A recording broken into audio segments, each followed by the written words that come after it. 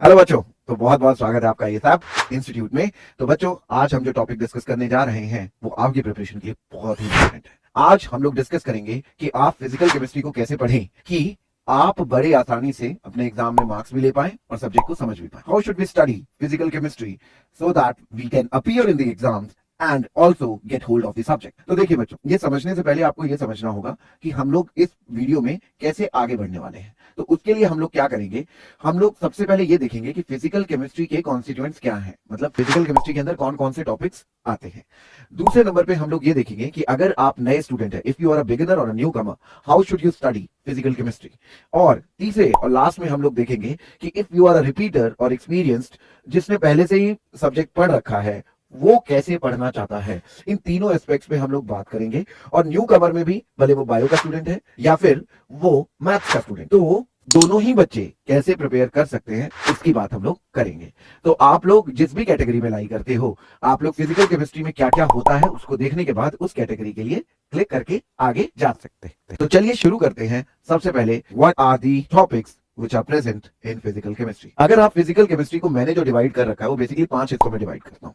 ठीक, मैं जब फिजिकल केमिस्ट्री को देखता हूं, एक तो आपका ये जीरो जीरो जो नंबर दिया जाता है, मतलब ये मैथमेटिक्स है फॉर फिजिकल केमिस्ट्री। बहुत ही इंपॉर्टेंट चीज है, बहुत छोटी चीज होती है पर बहुत ही इंपॉर्टेंट होती है। जिसको आता है वो फिर आगे चल के उसके लिए चीजें बहुत आसान हो जाती है। आप किसी भी कैटेगरी में लाइक है, वो आपके लिए ये अटमोस्ट इंपॉर्टेंट है। कई बच्चों को ये लगता है कि उनको मैथ्स आता है। मैं फिर भी आप लोगों से यही गुजारिश करूंगा कि एक बार जो भी टॉपिक्स मैथमेटिक्स और फिजिक्स के अंदर आते हैं उससे आप रूबरू हो जाइए, उनको आप अच्छे से ग्रास्प कर लीजिए। तो इसके बाद आपका आता है स्ट्रक्चर, स्ट्रक्चर के बाद आपका आता है states of matter, states of matter के बाद आपको आती है थर्मोडायनेमिक्स, और चौथे नंबर पे आता है चेंज। तो ये सारे के सारे जो टॉपिक्स हैं ये फिजिकल केमिस्ट्री के अंदर आते हैं। मैंने इसको ऐसे क्यों डिवाइड कर रखा है ये आपको आगे चल के पता चलेगा। ये एग्जाम पॉइंट ऑफ व्यू से बहुत इंपॉर्टेंट है। देखिए, मैथमेटिक्स और फिजिकल केमिस्ट्री की बात करते हैं तो यहाँ हम देखते हैं हमारे जो पार्ट्स रहते हैं जो सबसे ज्यादा इंपॉर्टेंट रहते हैं। वैसे तो और भी बहुत कुछ होता है पर बेसिक्स के लिए, मतलब जितना कम से कम आपको आना ही चाहिए, वो होता है लॉगरिथम।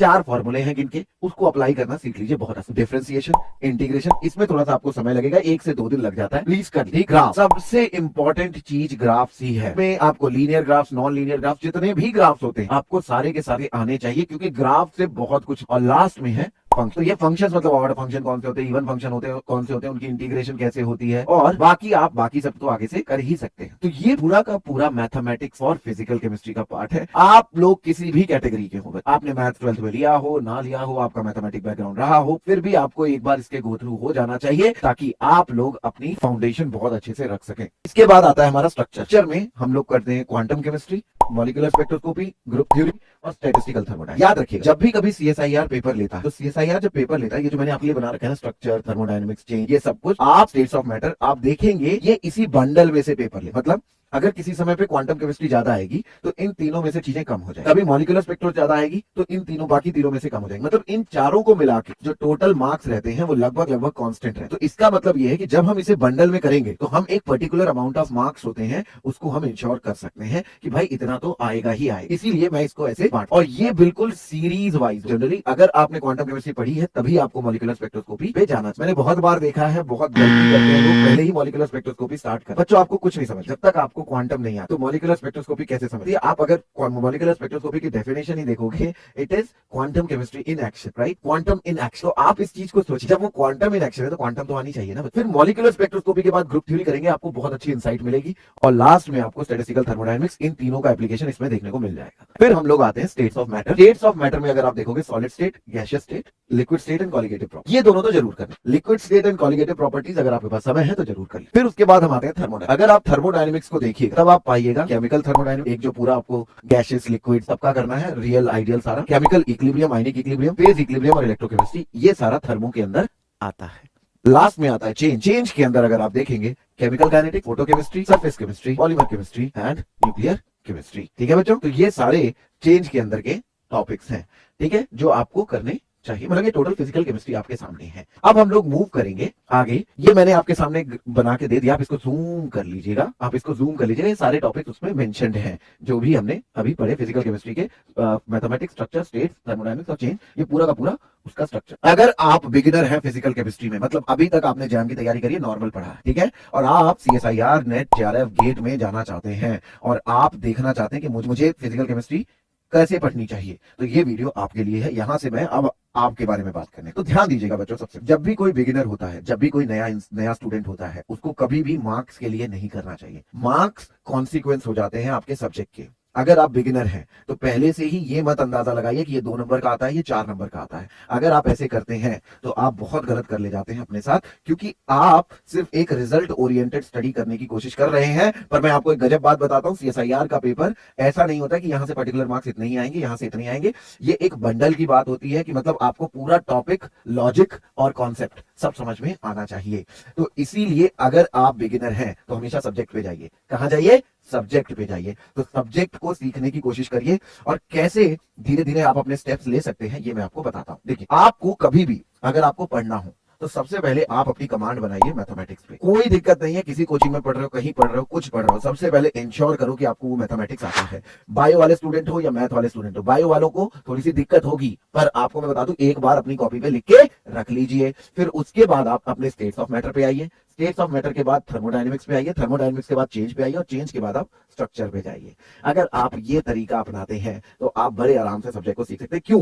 क्योंकि ये जो टॉपिक्स है एक पर्टिकुलर उसके अंदर आते हैं, तो जिससे आप बड़े आराम से एक आइडिया बना सकते हैं कि चीजें कैसे होती हैं और कैसे पढ़ी जा सकती हैं। और इनका लेवल भी आप देखोगे तो धीरे धीरे बढ़ता है। मतलब स्टेट्स ऑफ मैटर से थर्मो पे जाओगे तो लेवल बढ़ता हुआ मिलेगा, थर्मो से काइनेटिक्स की तरफ जाओगे तो भी लेवल बढ़ता हुआ मिलेगा, और स्ट्रक्चर पे जाओगे तो क्वांटम वाला फेज जो आता है वो भी आपको अच्छा खासा देखने को मिलता है। और जो प्रायोरिटी रखनी होती है इसको पढ़ने की, ये तो आप पढ़ोगे ही, ऐसे बिल्कुल यही प्रायोरिटी फॉलो करते हुए पढ़ना है। लॉगरिथम पहले, फिर डिफरेंशिएशन, फिर इंटीग्रेशन, फिर ग्राफ्स, और लास्ट में फंक्शंस। आपको यही प्रायोरिटी रखते हुए पढ़ना है। अगर आप लोग मैथमेटिकल बफ हैं तो आप इसमें Maclaurin expansion, double differentiation, second order differential, first order differential, ये सब कुछ आप पढ़ सकते हैं, ये आपके काम आ सकते हैं। आगे देखिए, जब आप स्टेट्स ऑफ मैटर पढ़ रहे हैं तो आपको यही क्राइटेरिया फॉलो करना है। पहले सॉलिड स्टेट, फिर गैसियस स्टेट। लिक्विड नहीं भी पढ़ेंगे तो चल जाएगा, पर पढ़ लेना अच्छा रहता है, कभी कभी 2-4 नंबर का आ जाता है। फिर इसके बाद आप आते हैं थर्मोडायनेमिक्स। थर्मोडायनेमिक्स में सबसे पहले आपको पढ़ना है केमिकल थर्मोडायनेमिक्स, फिर केमिकल इक्विलिब्रियम, फिर आयनिक इक्विलिब्रियम, फिर फेज इक्विलिब्रियम, फिर इलेक्ट्रोकेमिस्ट्री। इलेक्ट्रोकेमिस्ट्री में कंडक्टेंस आता है, और कंडक्टेंस के बाद इलेक्ट्रोकेमिकल सेल्स आते हैं। तो आपको एक चीज मैं बता देता हूँ,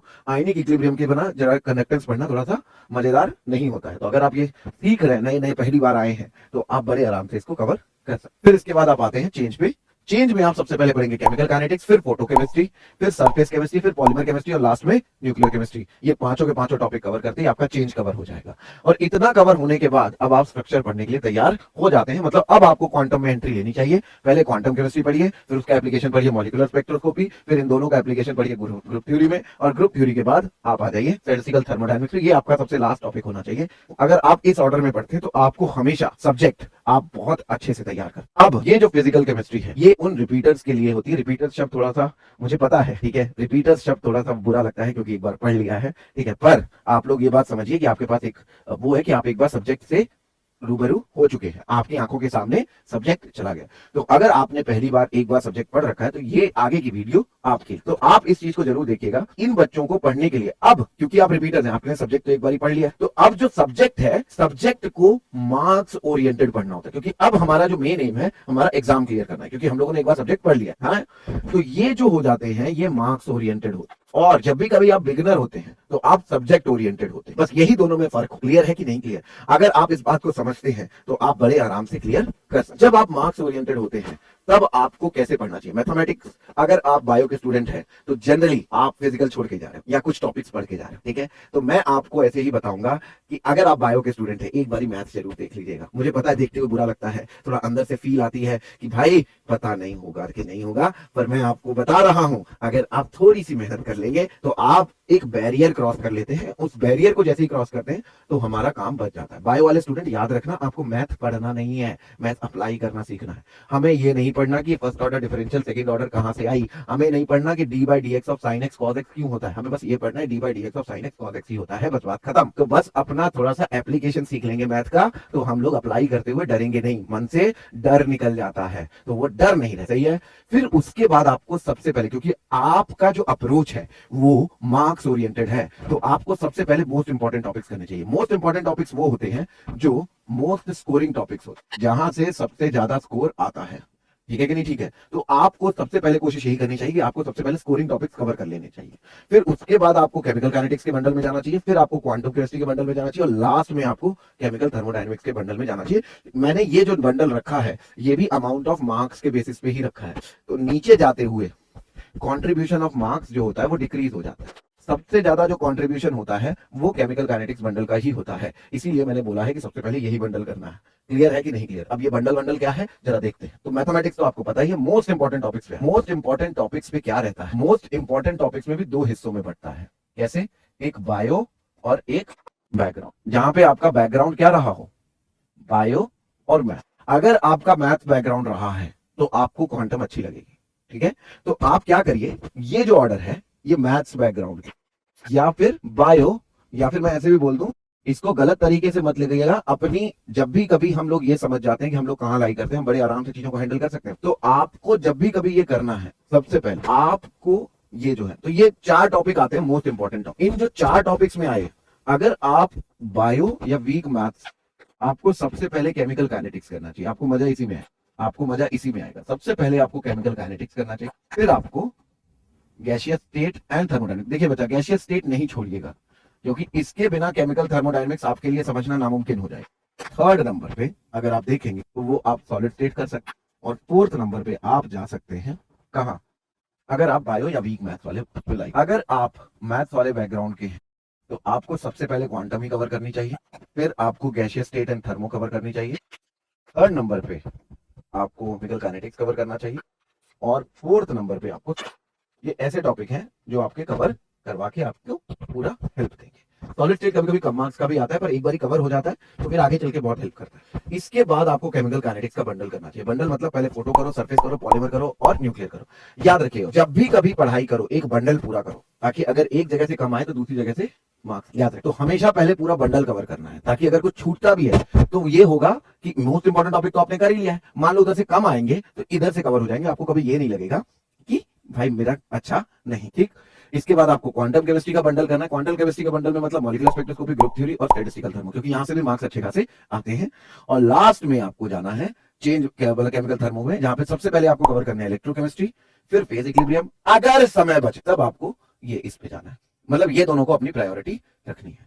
और इस तरह से अगर आप तैयारी करते हैं बच्चों, तो मैं बता रहा हूं आप लोग फिजिकल केमिस्ट्री बड़े प्यार से सीखेंगे, बड़े अच्छे मार्क्स लेकर आएंगे। डरना नहीं है, करना। जो डरता है वो नहीं कर पाता, करोगे तो हमेशा आगे बढ़ोगे। ठीक है, प्लीज लाइक करना ना भूलें, सब्सक्राइब करना ना भूलें, जितना भी हो सके शेयर करें, और कमेंट सेक्शन में बताएं अगली वीडियो आप क्या चाहते हैं, ताकि हम आपके लिए और भी अच्छा कर सके, या फिर आपका कोई मेथड हो तो कमेंट करना ना भूलें। Thank you very much.